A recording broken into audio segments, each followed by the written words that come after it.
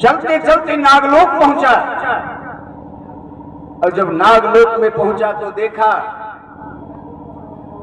नागलोक में एक सुंदर कन्या स्नान कर रही है।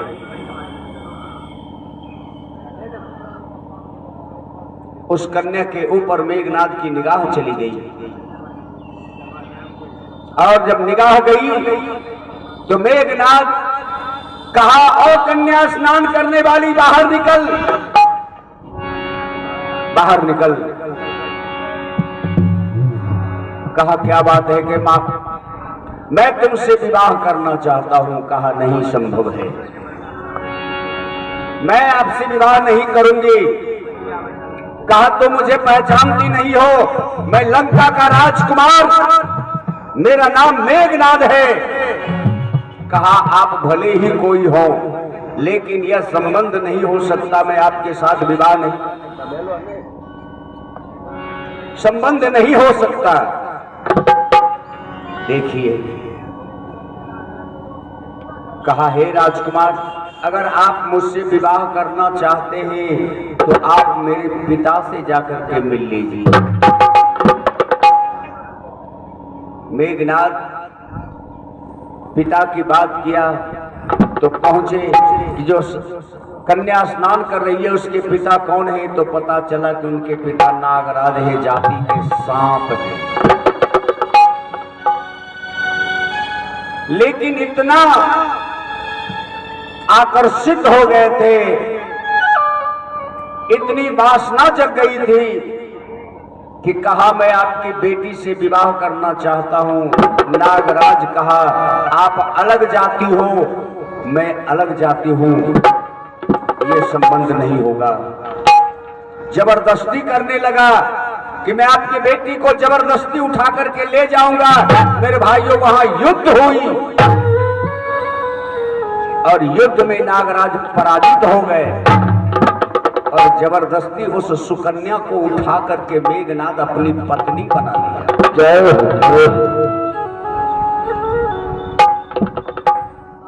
किसी बात के सामने बेटी को जबरदस्ती कोई उठा करके ले जाएगा तो बाप बेचारा दीनहीन सोचा, इस पापी से बदला कैसे लूं, अपने अपमान का बदला कैसे लूं, कहां जाऊं। एक जगह मिला जिसको कहते हैं भगवान के शरण में जाना।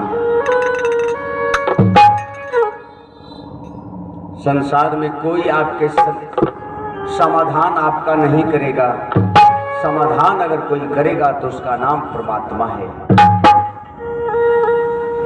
नागराज उसी जल के माध्यम से पहुंच गए क्षीर सागर और क्षीर सागर में जाकर के भगवान विष्णु के चरण में पहुंच गए। चरण में जाकर के शरणागत होकर के अपने लिए जगह मांग लिया। सोचा कि भगवान के पास जाऊंगा, मौका मिलेगा तो मैं उस पापी से बदला लूंगा।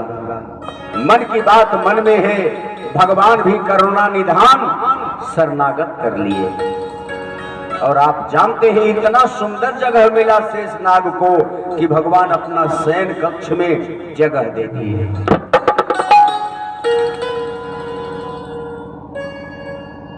आज भगवान विष्णु रूप से राम रूप में आने के लिए तैयार हैं। अब शेषनाग सोचा कि मेरा काम तो अधूरा रह गया है, मैं तो पूरा कर नहीं सका। जिस समय भगवान चलने लगे, सांप जाकर के भगवान के चरण में लपेटा मार दिया।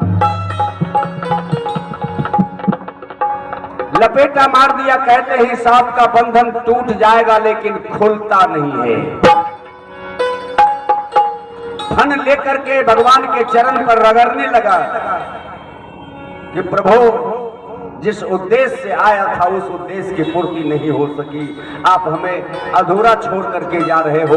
भगवान भावना का कद्र किया और भगवान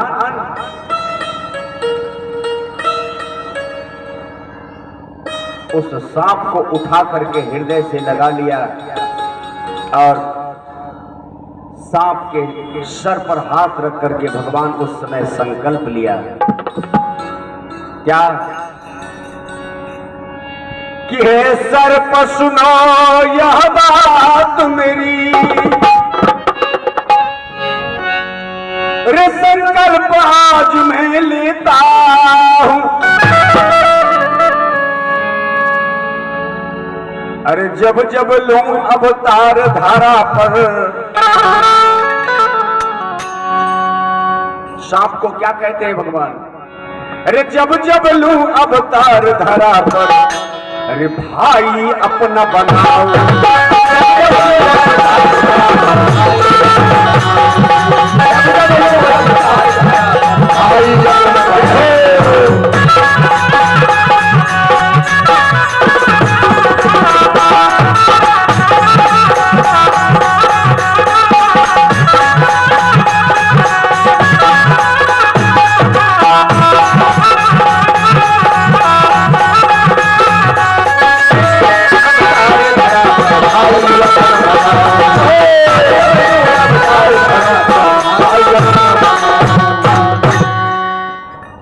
जब जब लूं अवतार धरा पर, भाई अपना बनाऊंगा। भगवान त्रेता में आए तो वही शेष है जिसको लखन बना करके रखे। द्वापर में आए भगवान तो स्वयं को कृष्ण बने और अपने भाई को बलराम बना दिया। बोलिए वृंदावन बिहारी लाल की। आज वही लखन है जो उस अपमान का बदला लिया है। आइए जरा एक बार हम सब श्री राम जय राम जय जय राम, श्री राम जय राम जय जय राम, श्री राम जय राम जय जय राम, श्री राम जय राम जय जय राम, श्री राम जय राम जय जय राम, श्री राम जय राम जय जय राम, श्री राम जय राम जय जय राम, श्री राम जय राम जय जय राम। पप्पू पप्पू जरा इधर लौट करके आइए। श्री राम जय राम जय जय राम, श्री राम जय राम जय जय राम, श्री राम जय राम जय जय राम, श्री राम जय जय राम, श्री राम जय राम जय जय राम,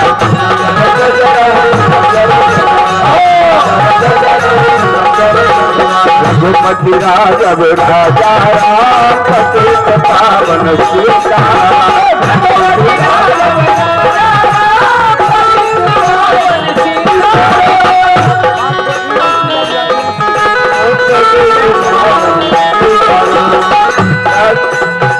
सीताराम सीताराम भज प्यारे मन सीताराम, सीताराम सीताराम भज प्यारे मन सीताराम, सीताराम भज प्यारे मन सीताराम, सीताराम सीताराम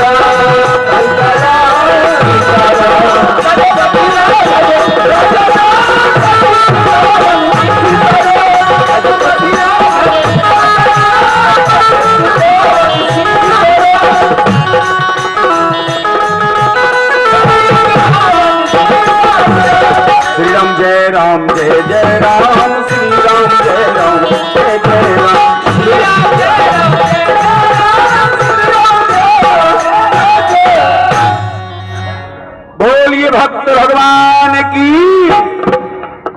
आइए आज मेघनाद कहा, लक्ष्मण तूने तो अपनी प्रतिज्ञा पूरा कर लिया।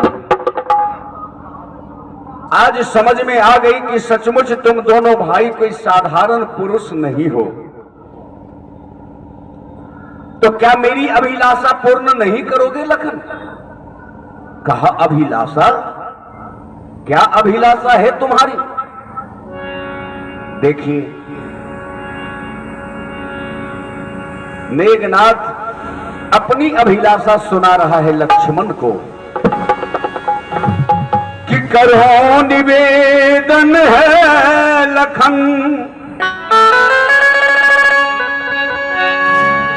रे करुणा निधान तुम के सागर।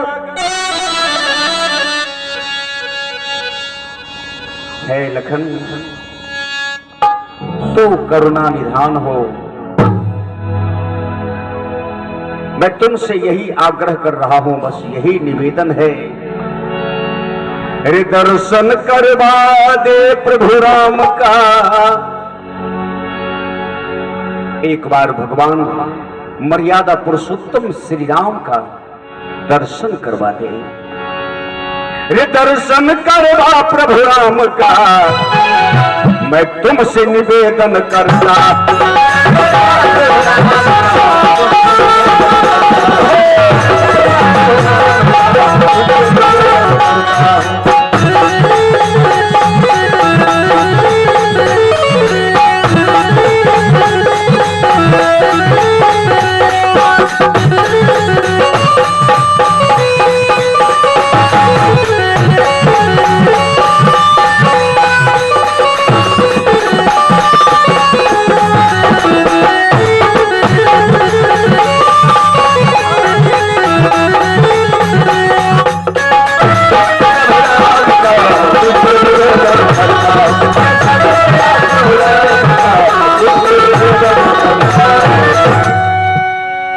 दर्शन करवा प्रभु राम का, मैं तुमसे निवेदन करता। ज्यों ही सुना लखन, बाहरे पापी है तो राक्षस वंश, लेकिन है बड़ा बुद्धिमान। अंत समय मरने के समय में तू मेरे मालिक का नाम ले लिया है वैकुंठ जाने के लिए, हैं? तू वैकुंठ जाना चाहते हो, मेरे मालिक का नाम ले लिए हो तुम।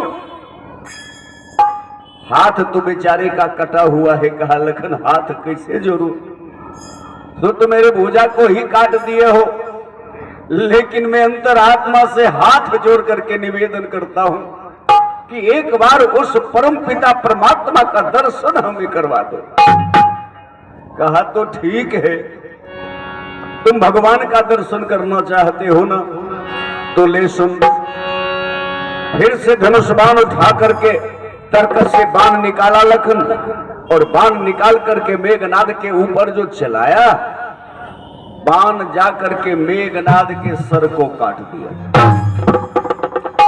बाण पर बैठा है मेघनाद का सर, और वह बाण लेकर के आकाश मार्ग में चला जा रहा है।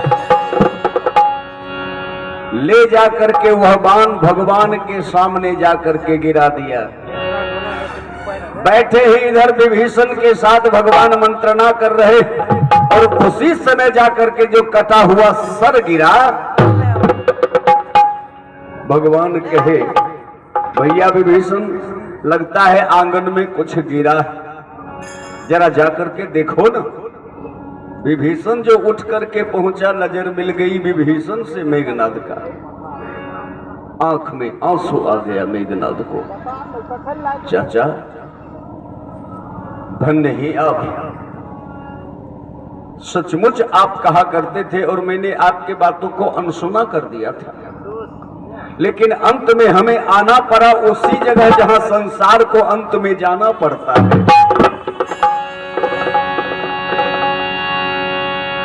आज हमें उसी जगह आना पड़ा। आज मुझे प्रमाणित मिल गई कि जब जब होई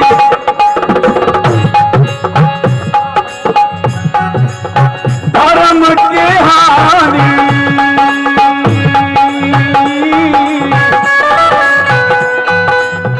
बाढ़ी असुर अधम अभिमानी।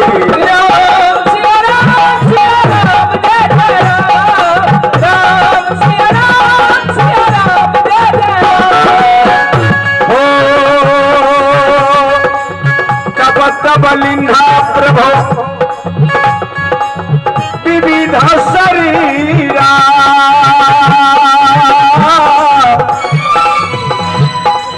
हरहि नाथ सज्जन के पीरा।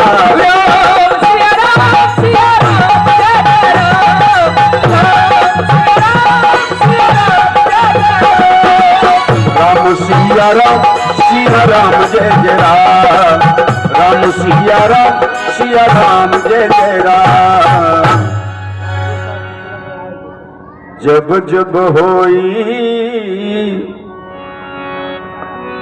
धर्म के हानि, बाध ही असुर यधम अभिमानी। तब तब लिन्हा प्रभु विविधा शरीरा, हर हे नाथ सज्जन के पीरा। समझ गया दादा, आज मैं माफी चाहता हूं, आज मुझे माफ कर दो। मैं भगवान का दर्शन करना चाहता हूं, एक बार भगवान का मुख दिखा दे हमें। अब कटा हुआ सर है विभीषण, हाथ भी नहीं लगाना चाह रहा है कि ये तो पापी का सर है। भगवान तब तक में पूछ दिए कि भैया विभीषण क्या गिरा है, क्या मिला है? विभीषण कहा मालिक, ये रावण का बेटा मेघनाद का कटा हुआ सर गिरा है। भगवान पल भर के लिए भी विलंब नहीं किए, कांधे पर जो पीतांबर थी झट से भगवान कंधे से पीतांबर उतार दिया और पीतांबर लेकर के भगवान दौड़ गए। विभीषण के ऊपर पीतांबर को फेंक दिया। दौड़ करके विभीषण उस पीतांबर को संभारा। भगवान, इस पीतांबर को क्या करूं? क्या करना है इस पीतांबर को? कहा विभीषण, ये किसी की अमानत है, इसे संभाल करके रखना होगा। तो एक काम कर, इस पीतांबर में संभाल करके इस कटे हुए सर को रख दे। विभीषण कहा मालिक, एक पापी का सर पीतांबर में? जिस पीतांबर के छांव में सारा संसार चलता है, जिस धर्म के छांव में सारा संसार जलता है, उस पीतांबर में एक पापी का सर लपेट करके मैं पीतांबर को अपवित्र कर दूं?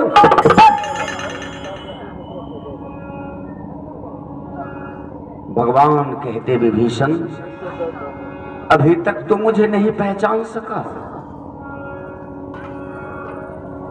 पहचान विभीषण, पहचान मुझे ही। एक घड़ी आधो घड़ी, आधो में पुनियाद, रे तुलसी संगत साधु के हरे क्रोटी अपराध।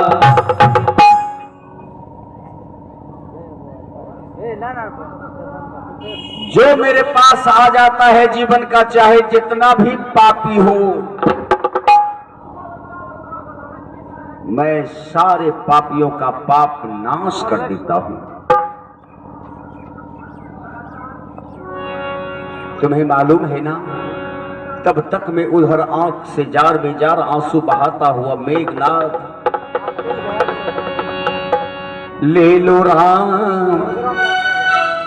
ले लो राम, मुझे अपनी शरण में ले लो राम, ले लो राम, ले लो राम, मुझे अपनी शरण में ले लो राम, ले लो राम, ले लो राम, मुझे अपनी शरण में ले लो राम, ले लो राम, ले लो राम, मुझे अपनी शरण में ले लो राम। लोचन मन में जगह न हो तो, लोचन मन में जगह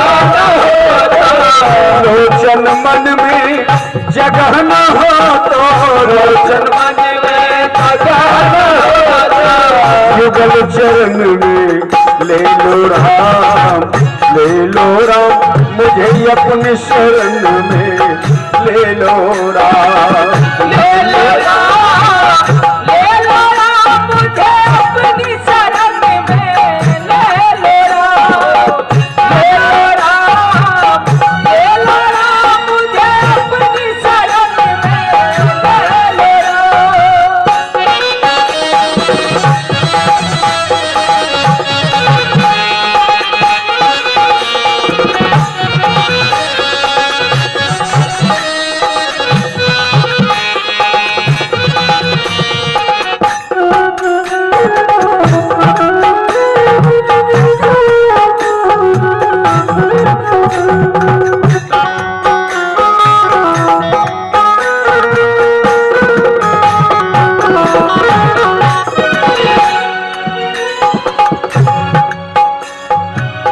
उपजा को तो पार किया है, अहिल्या का उद्धार किया है।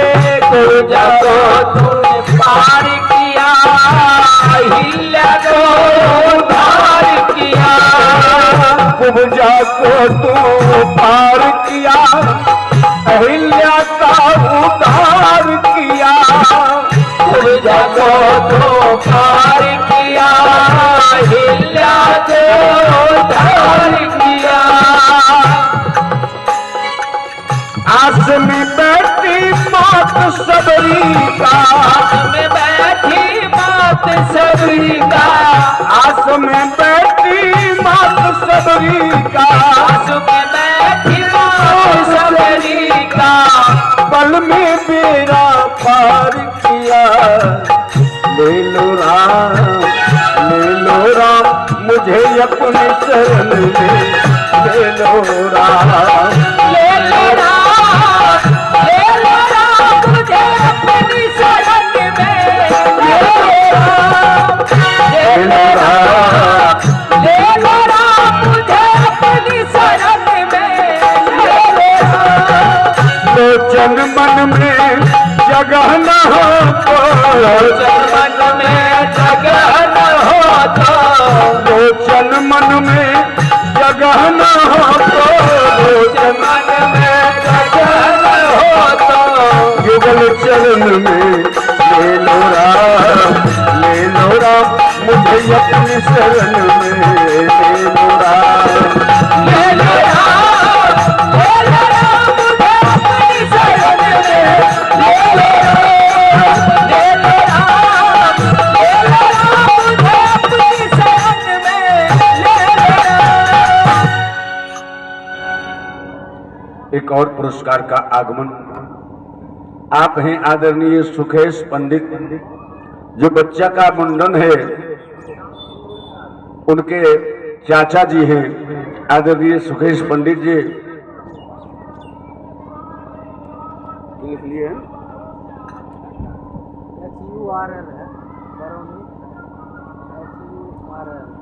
और ये हमारे आदरणीय HURL बरौनी इंडियन रेल, इनके तरफ से ये 111 रुपए का पुरस्कार है। बहुत बहुत हार्दिक अभिनंदन। मां भगवती सदा सर्वदा सौ आनंदित रखे, ये मंगल कामना है हम सबों की ओर से।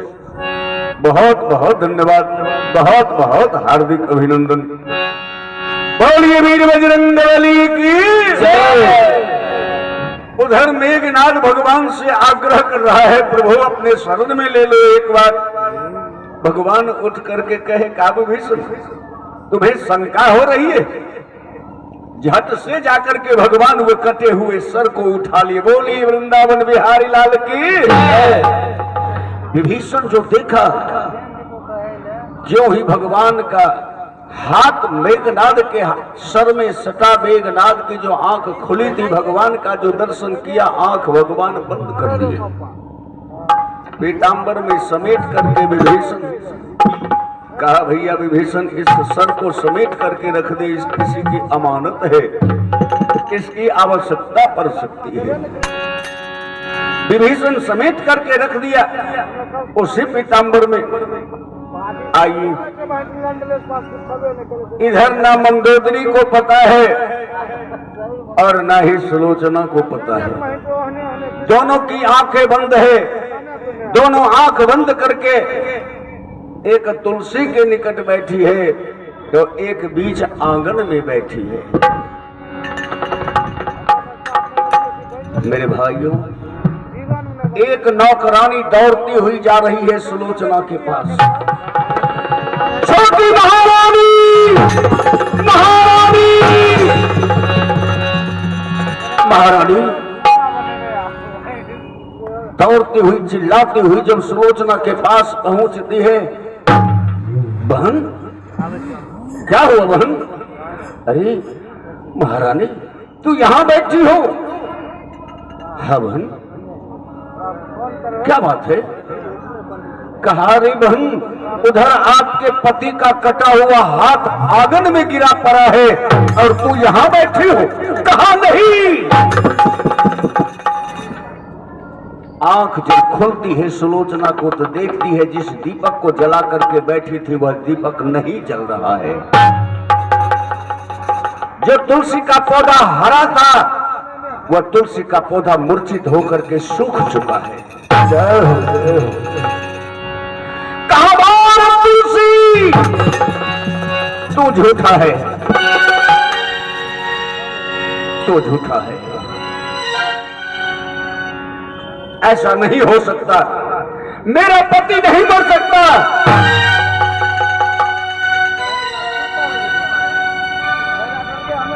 सुलोचना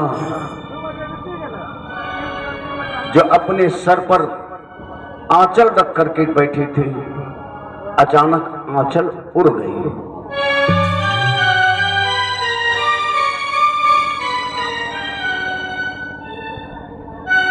आंचल जब तक वे संभालती है, अपने सिंदूर को ढकना चाहती है, तब तक में माथे में जो बिंदी थी वह बिंदी नीचे गिर गई।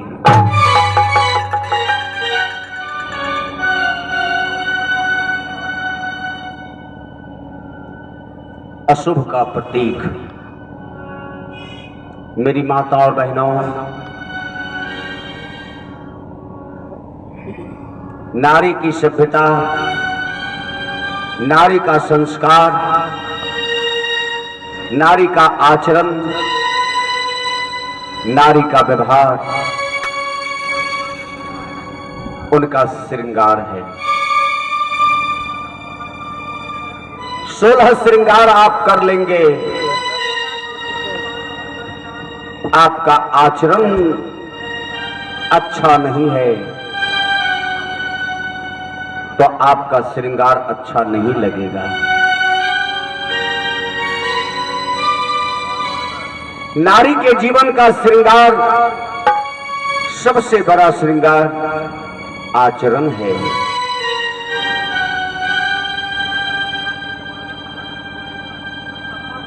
घूंघट की आवश्यकता नहीं है, लेकिन कम से कम अपने पति का सुरक्षा आवश्यक है, क्योंकि पुरुष का संस्कार, गौर से समझेंगे, कीर्तन से हट रहा हूं, कीर्तन से अलग जा रहा हूं, सत्संग में प्रवेश कर रहा हूं। पुरुष का संस्कार नारी के हाथों में। पुरुष अगर चाहे, क्षमा करेंगे, नारी अगर चाहे तो घर को स्वर्ग बना सकती है, नारी चाहे तो घर को नरक बना सकती है।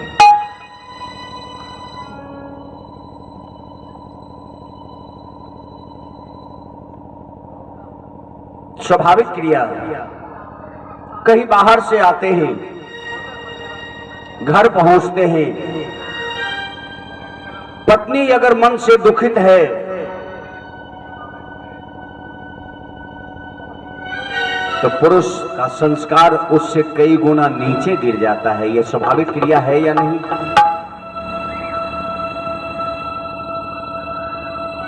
आप अगर घर पहुंचे पत्नी आपके साथ मुस्कुरा करके बात कर लिया, मेरे भाइयों, पुरुष का संस्कार बढ़ जाता है, ताकत बढ़ जाती है, हिम्मत बढ़ जाता है।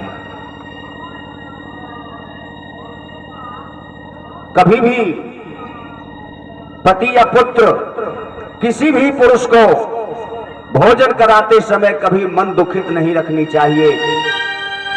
घर से बाहर भेजते समय, घर जाते समय, आते समय कभी मन दुखित नहीं रखनी चाहिए। ये नारी का प्रमाण है।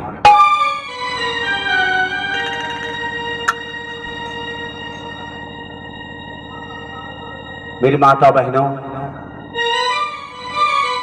पति और पत्नी का शब्द बड़ा पवित्र शब्द है, लेकिन पति और पत्नी का संबंध 7 जन्मों का बंधन हमारे सनातन धर्म में, हमारे भारतीय संस्कृति में आया है। 7 संकल्प लिए जाते हैं विवाह के समय, और नारी के विवाह का एक ही प्रमाण होता है जिसका नाम केना पता चले छे जी इनकर शादी भेल छे, उसका नाम सिंदूर है ना? उसका नाम सिंदूर है, और सिंदूर एक पति का प्रतीक है। जिसके जीवन में पति नहीं है उसके मांग में सिंदूर नहीं है। सिंदूर पति का प्रतीक है मेरे माता बहनों। और आप, हमारी पुरानी परंपरा है, अभी भी हमारे समाज में जो पुरानी माताएं हैं वह अपने माथे से आंचल को हटने नहीं देती है, अपने सिंदूर को खुला नहीं छोड़ती है। आप देखे होंगे हमारी संस्कृति है, जब कभी भी पति पत्नी किसी पूजा वेदी पर बैठते हैं तो दोनों का गठबंधन किया जाता है, होता है? क्यों? क्योंकि इस जिंदगी की गाड़ी को चलाने के लिए 2 चक्के की आवश्यकता है, 2 पहिया की आवश्यकता है। जिंदगी की गाड़ी चलाने के लिए एक नर और एक नारी की आवश्यकता है। उसी को प्रमाणित करने के लिए हमारे संस्कृति ने पति और पत्नी का संबंध स्थापित किया। अगर एक गाड़ी का चक्का पंक्चर हो जाए तो दूसरा चक्का सुरक्षित है तो उसको खींचकर जगह तक ले जाने का प्रयास करता है। इसी का नाम गठबंधन है।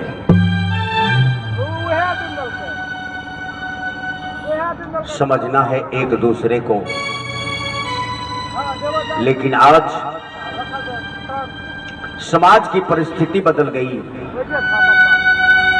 आज हमारे समाज का वातावरण बदल गया। शास्त्र कहती है, सुन लीजिए, शास्त्र कहती है, शास्त्र कहती है कि पति का विरोध, पति का अपमान शब्द पत्नी के कान में अगर चली जाए तो वह पाप होता है। ये विद्यानंद नहीं कह रहा है, शास्त्र कहती है पत्नी का अपमान शब्द अगर पति के कान में गया तो वो पाप होता है। लेकिन आज की परंपरा, आज का वर्तमान स्थिति, पति खुद अपने पत्नी की बुराई करते हैं 5 लोगों के 10 लोगों के बीच में, पत्नी अपने पति की बुराई 10 लोगों के बीच में करती है। क्या यही हमारी सभ्यता है? क्या यही हमारी संस्कृति है?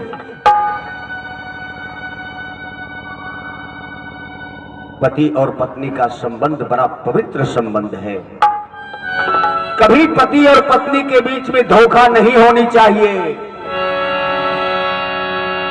कभी धोखा नहीं होनी चाहिए। और धोखा करने वालों की क्या दशा होती है, जिसने पति के साथ धोखा किया है उसकी क्या दशा होती है, सुनेंगे? आइए सुनाता हूं।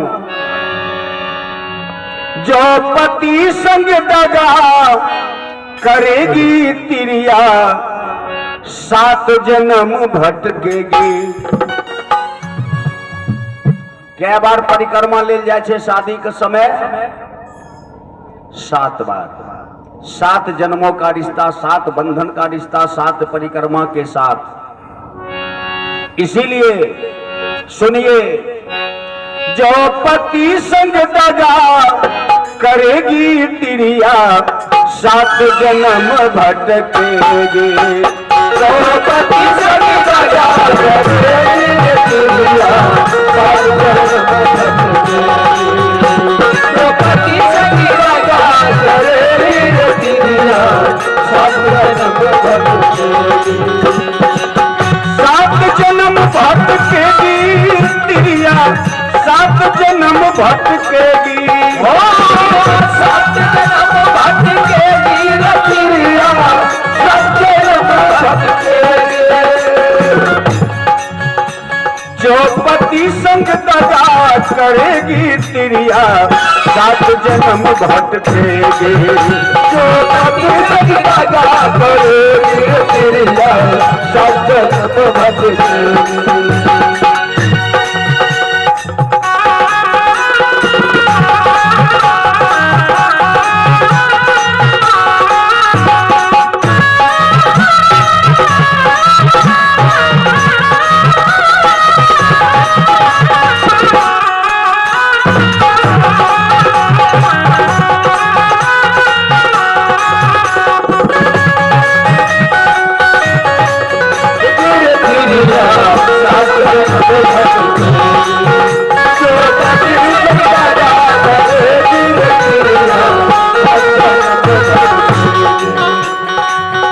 सुनिए,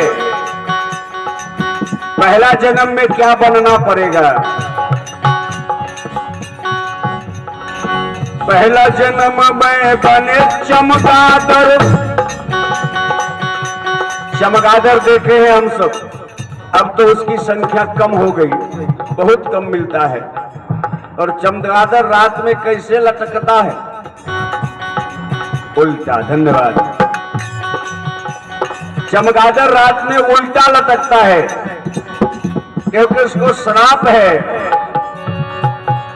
पहला जन्म में बने चमगादड़, उल्टा लटकन पर है रे तिरिया। जन्म में बने चमगादड़, उल्टा लटकन पर है रे तिरिया। पहला जन्म में बने चमगादड़, उल्टा लटकन पर है। पहला जन्म में बने चमगादड़, उल्टा लटकन पर है। जो पति संग दगा करेगी तिरिया, 7 जन्म भटकेगी। जो पति संग दगा करेगी तिरिया, 7 जन्म भटकेगी। और देखिए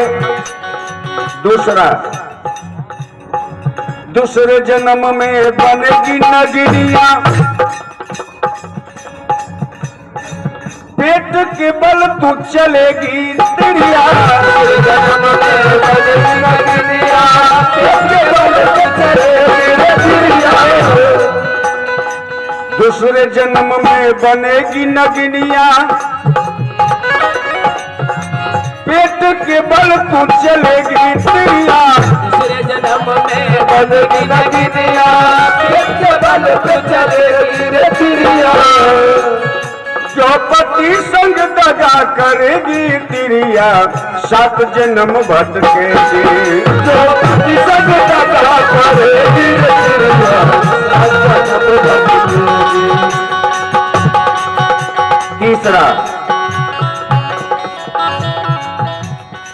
तीसरा देखिए क्या बनना पड़ेगा। तीसरे जन्म में बनेगी कुटिया, कुटिया बनना पड़ेगा। बिस्टा खान पड़ेगी तिरिया। जन्म में बनेगी रे कुटिया, बिस्टा खान पड़ेगी रे तिरिया।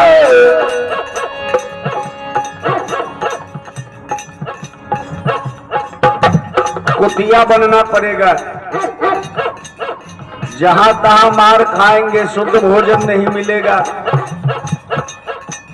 कहने छे कि कुत्ता नहीं करे, केना करे? तीसरे जन्म में बनेगी कुतिया, पिस्ता खान पड़ेगी चिड़िया।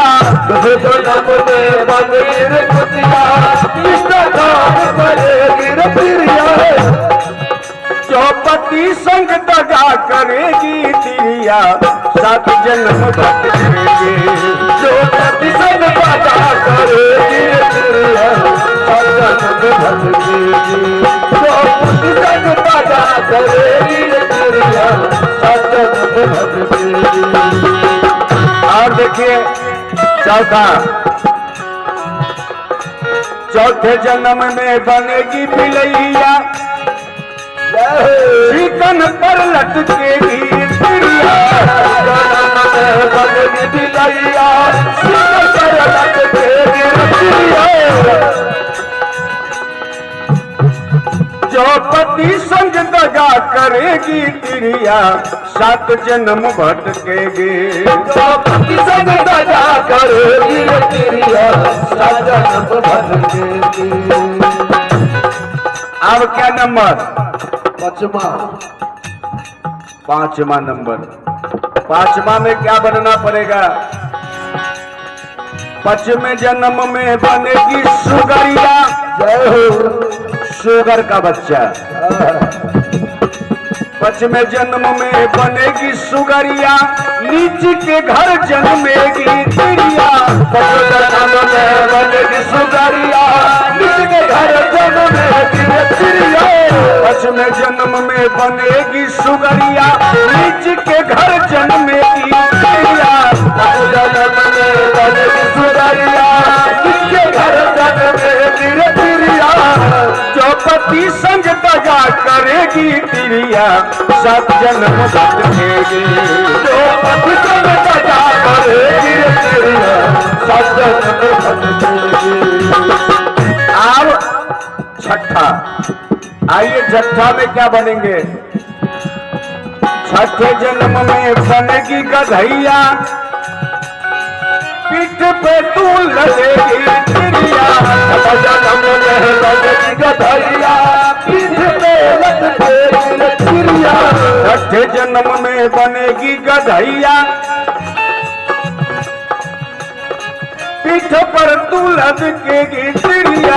6ठे जन्म में बनेगी गधैया, पीठ पे लटकेगी चिड़िया।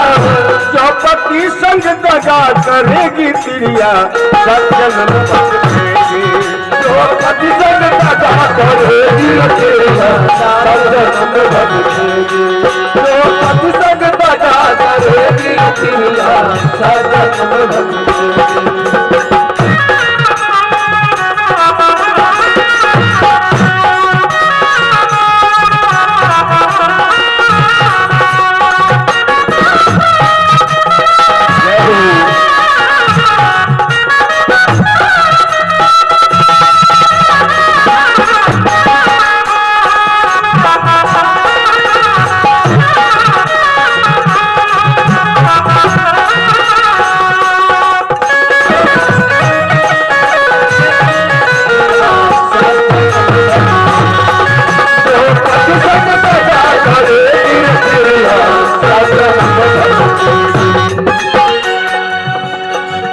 अब देखिए 7वां और अंतिम। मैंने आपको सुनाया जो पति के साथ धोखा करेगी, पहला जन्म में चमगादड़ बनना पड़ेगा, दूसरे जन्म में सांप योनि में जाना पड़ेगा, तीसरे जन्म में कुतिया बनना पड़ेगा, चौथे जन्म में बिलैया बनना पड़ेगा, 5वें जन्म में सुगरी बनना पड़ेगा और 6ठे जन्म में गधैया बनना पड़ेगा। और 7वां अंतिम सबसे बड़ा दुखदाई है। सुन लीजिए मेरी माता बहन मेरे भाइयों, 7वें जन्म में बनेगी बेश्या, वैश्या बनना पड़ेगा। सतवें जन्म में बनेगी वैश्या, लोगन बीच नाचेगी प्रिया।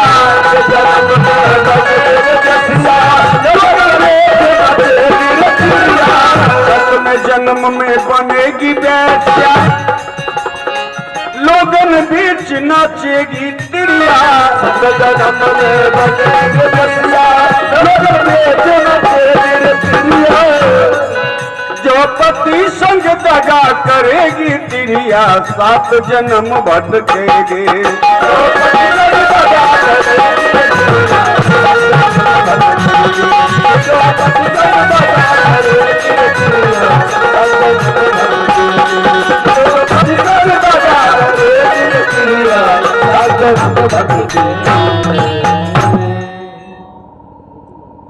पति अर्थात परमेश्वर, भगवान का दूसरा नाम पति है। मेरी माता बहनों, एक बात मैं बता दूं आप सबों को, शादी होने से पहले कोई नारी देवी कहलाती है। देवी लगे छे नाम में, कुमार में देवी लगे छे। देवी कब लगता है? देवी शब्द कब लगता है? शादी होने के बाद। और देवी कहा किसे जाता है? जिसके पास सर्वशक्ति हो। दुर्गा देवी, काली देवी, सरस्वती देवी है ना। देवी कहा जाता है शक्ति को। और शक्ति कब मिलती है? जब देवता से संबंध बनता है। पति अर्थात परमेश्वर, जब भगवान से संबंध जुड़ता है तब जाकर के आप देवी बनते हैं। और जब आप देवी बन जाते हैं तो अपने देवता को भूल जाते हैं। और जो देवी, जो नारी अपने पति को भूल जाएगी, जो नारी अपने पति को छोड़ देगी, जो नारी अपने पति का अपमान करेगी, वह जीवन में 1000 बार मंदिर में जाकर के पूजा करेगी, सफलता नहीं मिलेगा।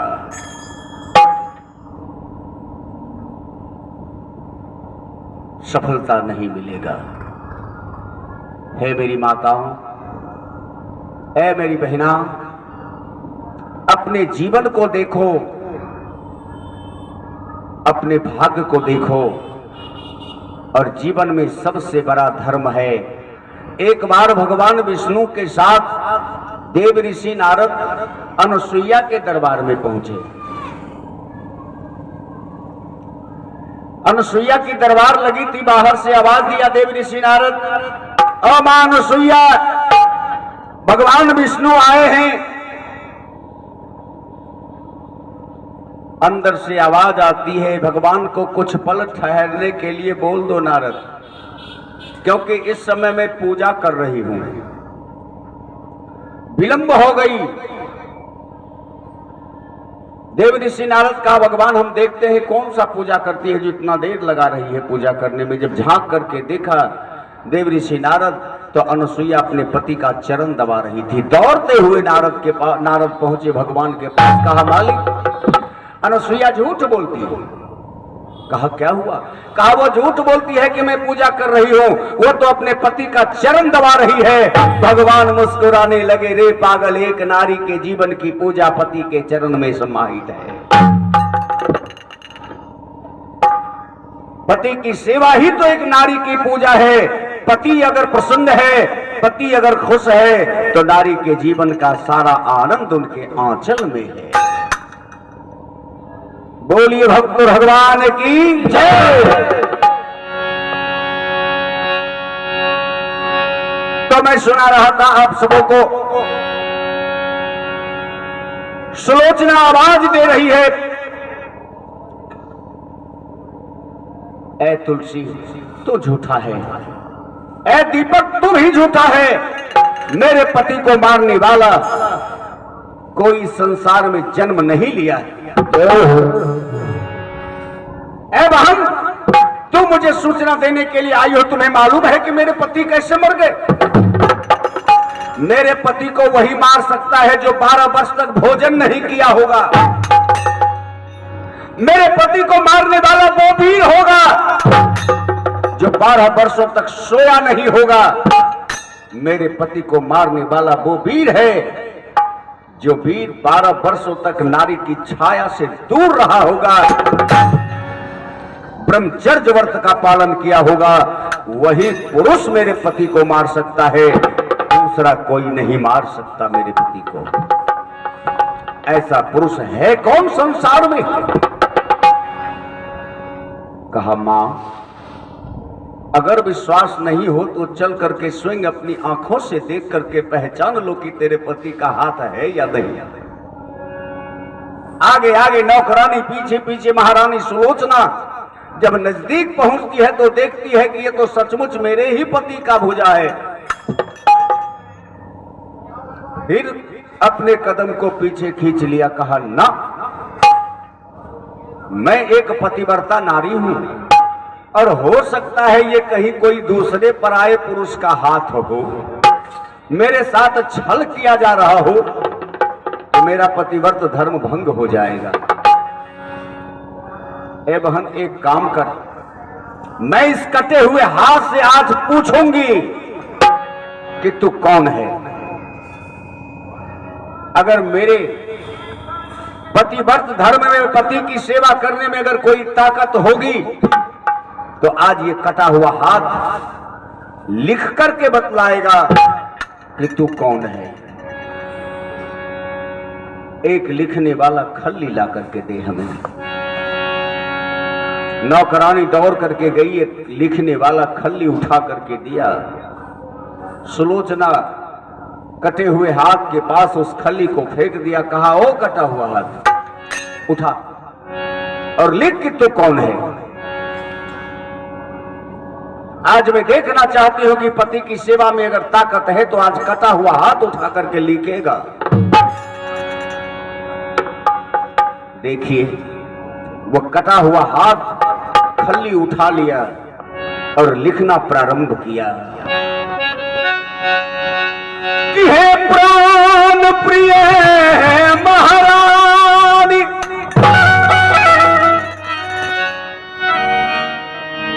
मैं कोई पराया पुरुष नहीं,